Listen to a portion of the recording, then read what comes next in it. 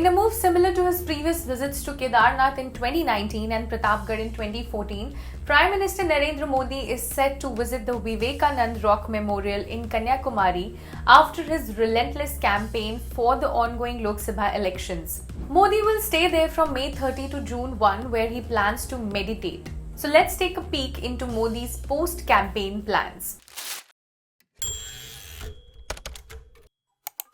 According to top security sources, the Prime Minister will arrive in Thiruvananthapuram on May 30 and will take an Mi-17 helicopter to Kanyakumari, landing at 4:35 pm there.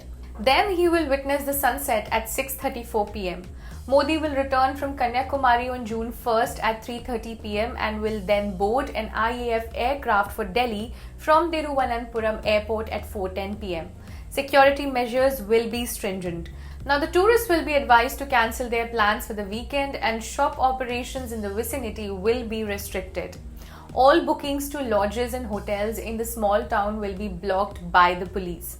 An estimated 1,000 police personnel will be deployed along with coastal police patrolling and coast guard ships around the Vivekanand Rock. A top official monitoring the arrangement stated there are chances of restricting security personnel on the rock as he would be meditating. A team of 10 SPG commandos arrived in Kanyakumari on Monday to assess the security measures.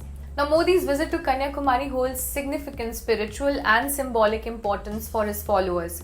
Kanyakumari is where Swami Vivekananda is said to have had a vision of Bharat Mata after meditating for 3 days.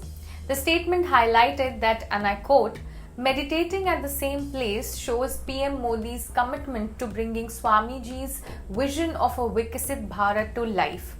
The statement also added that Prime Minister Modi is sending a signal of national unity by going to Kanyakumari.